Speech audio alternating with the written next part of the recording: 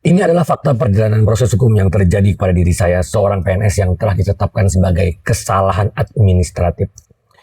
Berikut saya jelaskan. Ini fakta pertama. Sebelum dimulainya proses hukum, auditor negara sudah menerbitkan laporan hasil pemeriksaan atas audit investigatif khusus dan dengan jelas menyatakan tidak ada kerugian negara dan bahwa saya selaku Ketua Pokja Pengadaan Barang dan Jasa diberikan sanksi administratif ringan. Tingkat kesalahan PNS yang paling kecil. Fakta kedua, pemerintah Provinsi Kalbar telah menindaklanjutinya dengan pemberian sanksi tertulis kepada saya selaku PNS sesuai aturan dan ketentuan yang berlaku. Fakta ketiga, saya adalah pihak pertama yang dimasukkan ke penjara oleh Kejati Kalbar dan kasus ini dilimpahkan ke Pengadilan Negeri Pontianak atas penetapan tersangka tindak pidana. Sekarang saya jelaskan pelanggaran yang dilakukan oleh Kejaksaan Tinggi Kalbar.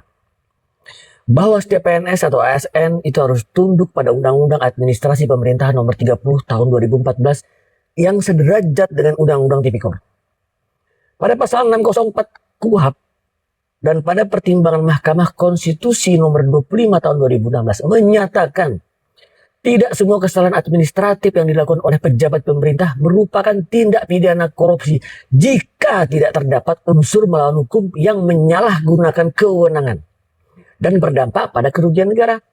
Oke, berarti terdapat dua poin penting dalam putusan MK tersebut. Pertama, unsur penyalahgunaan wewenang.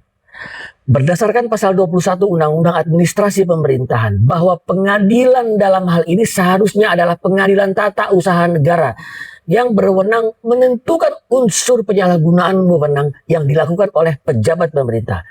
Dan sanksinya tidak harus berupa pidana atau penjara. Bisa saja merupakan sanksi administratif yang termuat pada pasal 80 Undang-Undang Administrasi Pemerintahan. Baca itu semua. Undang-undang, bukan peraturan kepala desa. Faktanya, kasus saya justru dilimpahkan ke Pengadilan Negeri Pontianak sebagai tersangka pidana. Seharusnya Pengadilan Tata Usaha Negara untuk memastikan penyalahgunaan kewenangan tersebut. Kedua, unsur kerugian negara. Kerugian negara justru dihitung dan dideklar oleh kejaksaan sebagai penyidik dan ini sangat jelas inkonstitusional. Ketentuan lainnya mengaturnya adalah pasal 613 ayat 3 Undang-Undang Penyesuaian Pidana yang menyatakan ketentuan sektoral atau undang-undang di luar KUHP, sanksi administratif atau tindakan lainnya wajib didahulukan atau dikedepankan sebelum menerapkan sanksi pidana. Sanksi pidana itu ultimum remedium bukan premium remedium.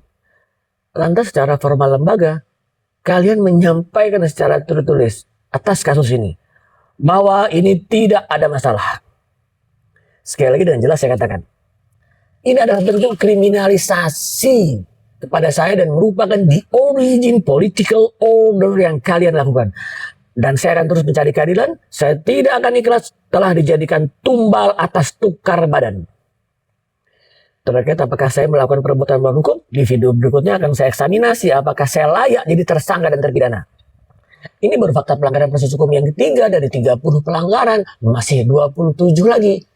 Semua fakta bukan asumsi.